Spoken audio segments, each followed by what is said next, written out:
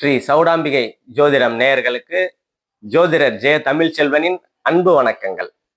நம்ம சேனலை சப்ஸ்கிரைப் பண்ணுங்க, லைக் பண்ணுங்க, ஷேர் பண்ணுங்க.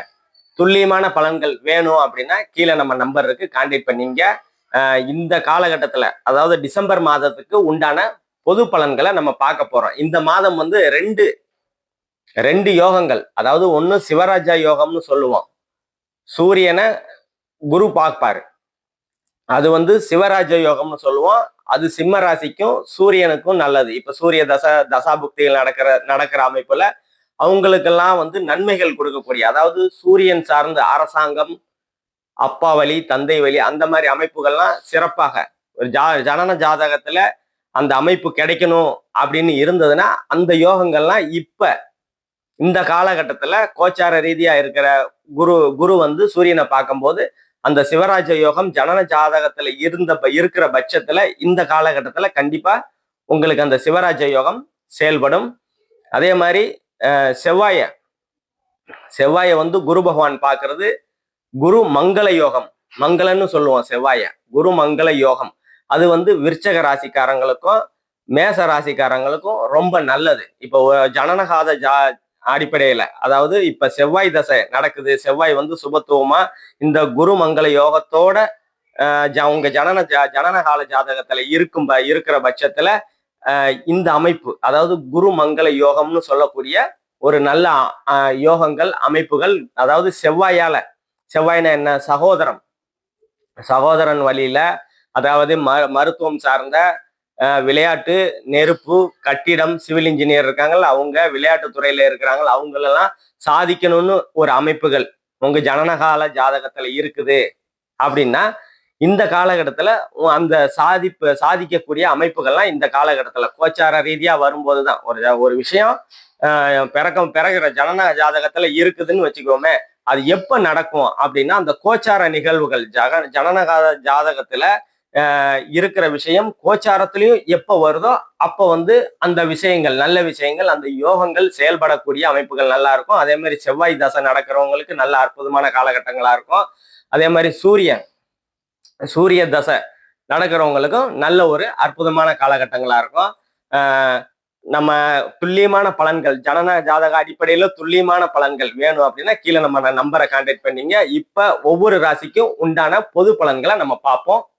தனுசு ராசி நேயர்கள் அனைவருக்கும் ஜோதிடர் ஜெய தமிழ்ச்செல்வனின் அன்பு வணக்கங்கள். தனுசு ராசியோட ராசி நாயகன் குரு பகவான் உங்க ராசியை இந்த காலகட்டத்துல பார்க்கும்போது ஒரு நல்ல அமைப்புகள், அந்தஸ்து, மதிப்பு, மரியாதை, கௌரவம் எல்லாமே உயரக்கூடிய ஒரு நல்ல அமைப்புகளா இருக்கும். அது இல்லாம செவ்வாய், சூரியன், சுக்கிரன் உங்க ராசியிலேயே இருப்பாங்க.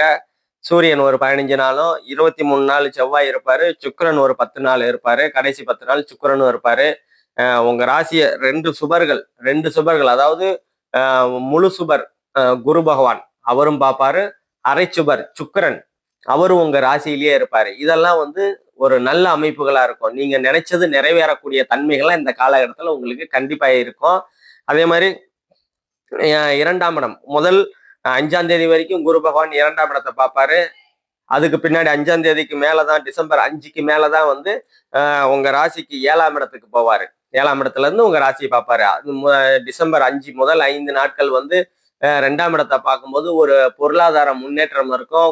குடும்பத்துல ஏற்கனவே குழப்பங்கள், பிரச்சனைகள் இருந்ததுன்னா அந்த குழப்பங்கள், பிரச்சனைகள்லாம் தீரக்கூடிய, சரியாகக்கூடிய ஒரு நல்ல அமைப்புகள்லாம் வந்து இந்த காலகட்டத்துல கண்டிப்பா உண்டு. அதே மாதிரி உங்க ராசிக்கு 3ஆம் பாவத்தை பார்ப்பாரு.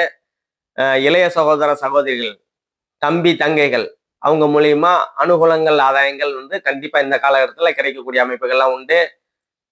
நீங்க அதாவது விட்டு கொடுத்து போகக்கூடிய, போன மாசம் வரைக்கும் அண்ணன் சரியில்லை, அக்கா சரியில்லை அப்படின்னு சொல்லிக்கிட்டு இருந்த தம்பி தங்கைகள்லாம் இந்த காலகட்டத்துல உங்களை புரிஞ்சுப்பாங்க. என்னதான் இருந்தாலும் நம்ம அண்ணன், நம்ம அக்கா அப்படின்ற அமைப்புகளை புரிஞ்சுக்கிட்டு உங்களுக்கு சரியாகக்கூடிய, அதாவது உங்களுக்கு நல்ல விதமா சுமூகமான சூழல்கள் கண்டிப்பா உண்டு. அதே மாதிரி நாலாம் இடத்துல சனி பகவான் இருக்கிறதுனால தாயார் உடல்நிலைகள்ல கொஞ்சம் கவனமா இருக்கிறது நல்லது. அதே மாதிரி கல்வி, 4ஆம் இடம் தான் கல்வி, வீடு, வாகனம் அப்படின்ற அமைப்பு இருக்கும். வீடு வாகனம் வாங்குறதெல்லாம் இந்த காலகட்டத்துல கொஞ்சம் பார்த்து ஒரு முறைக்கு 2 முறை வந்து யோசனை பண்ணி செஞ்சுக்கிறது உங்களுக்கு நன்மையை கொடுக்கும். அதே மாதிரி 7ஆம் இடத்துல குரு பகவான் இருக்கிறாரு. 7ஆம் இடத்துல இருக்கிற குரு பகவான் வந்து கணவன் 7ஆம் இடம் கலத்திர ஸ்தானம், கணவன் மனைவி ஸ்தானம்னு சொல்லுவோம், நண்பர்கள் ஸ்தானம். இதனால ஏற்கனவே கணவன் மனைவிக்கிடையே பிரச்சனைகள், வம்பு வம்பு வழக்கு ஏதாவது இருந்ததுன்னா அதெல்லாம் சரியாகக்கூடிய ஒரு நல்ல அமைப்புகளை கொடுப்பாங்க. அதே மாதிரி நண்பர்கள் நண்பர்கள் மூலியமா ஏதாவது மனக்கசப்பு, சண்டை, அவங்களுக்கு பிடிக்கல இவருக்கு பிடிக்கல அப்படின்ற மாதிரி ஏதாவது மனக்கசப்பு நண்பர்களுக்கிடையே இருந்து வந்த மனக்கசப்புகள்லாம் விலகக்கூடிய ஒரு அற்புதமான சூழல்களை இந்த காலகட்டத்துல உங்களுக்கு கொடுப்பாங்க. அதே மாதிரி 11ஆம் இடம் லாபஸ்தானம். லாபஸ்தானத்தை குரு பகவான் பார்க்கும்போது மூத்த சகோதரம், லாபஸ்தானம், மூத்த சகோதரம், இளையதாரம்னு சொல்லுவோம். மூத்த சகோதர சகோதரிகளால், அதாவது அண்ணன் அக்கால்கள் வழியாக உங்களுக்கு அனுகூலங்கள், ஆதாயங்கள் கண்டிப்பா கிடைக்கக்கூடிய அமைப்புகள் உண்டு. உதவிகள் கிடைக்கும். அதே மாதிரி அண்ணன் அக்கால்கள் உங்களுக்கு விட்டு கொடுத்து போகக்கூடிய தன்மைகள்லாம் இருக்கும். என்னதான் இருந்தாலும் நம்ம தம்பி நம்ம தங்கை அப்படின்ற மாதிரி அமைப்புகள்லாம் விட்டு கொடுத்து போக, அதாவது 11ஆம் பாவக சுப பலன்கள் உங்களுக்கு கண்டிப்பா நடக்கும். அதே மாதிரி தொழில் ஸ்தானத்தை சனி பகவான் பார்க்கிறாரு. தொழில்கள் கொஞ்சம் டல்லா தான் போகும். இருந்தாலும் அங்க குரு பகவான் பார்க்கறதுனால, 11ஆம் இடத்தை பார்க்கறதுனால லாபஸ்தானம், தொழில்கள் டல்லா போனாலும் உங்களுக்கு வர வேண்டிய லாபங்கள் கரெக்டா வந்து வந்தே தீரும் என்ற அமைப்புகளை குரு பகவான் கொடுப்பாரு.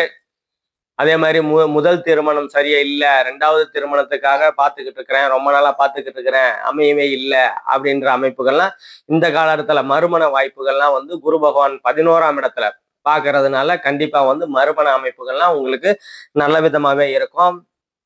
அதே மாதிரி உங்க ராசிக்கு 12ஆம் இடத்துல சுக்கிரன் இருக்கும்போது ஏற்றுமதி இறக்குமதி தொழில்கள் பண்றவங்களுக்கெல்லாம் ஒரு நல்ல வித அமைப்புகள் இருக்கும். அதே மாதிரி வெளிநாட்டு வாய்ப்புகள், ரொம்ப நாளா வந்து வெளிநாட்டுக்கு ட்ரை பண்ணிக்கிட்டு இருக்கேன், முயற்சி பண்ணிக்கிட்டு இருக்கிறேன், செட்டே ஆகலை அப்படின்னு அமைப்புகள் இருந்ததுன்னா அதெல்லாம் சரியாகக்கூடிய, செட் ஆகக்கூடிய, அதாவது பாஸ்போர்ட்டு விசா எல்லாமே கிடைச்சி அந்த தடைகள்லாம் உடைச்சி சுக்கிர பகவான் வந்து உங்களை வெளிநாட்டுக்கு அனுப்பக்கூடிய வாய்ப்புகள், யோகங்கள்லாம் வந்து இந்த காலகட்டத்துல நல்ல விதமா இருக்குது. இப்ப உங்க ராசியில 2, அதாவது அரை பவர் முக்கா பவர்னு சொல்லுவோம். அரை பவரை வந்து சூரியன் அரை பவர்னு சொல்லுவோம், முக்கா பவரை வந்து செவ்வாய் முக்கா பவர்னு சொல்லுவோம். அவங்க 2 பேருமே, சூரியன் வந்து சிவராஜ்ய யோகம் அப்படின்னு அமைப்புகள்ல இருக்கிறாரு. அவரும் வந்து உங்களுக்கு பாக்கியாதிபதியா வருவாரு, ராசிக்கு 9ஆம் அதிபதியா வருவாரு. அதே மாதிரி அதிர்ஷ்ட ஸ்தானாதிபதி செவ்வாய் வந்து அதிர்ஷ்டத்தை குறிக்கக்கூடிய அவரும் வந்து குருமங்கள யோகத்தோடு உங்க ராசியிலே இருக்கிறது ஒரு நல்ல சிறப்பு தான். அதிர்ஷ்டம் கிடைக்கும், காதல் வெற்றி கிடைக்கும்.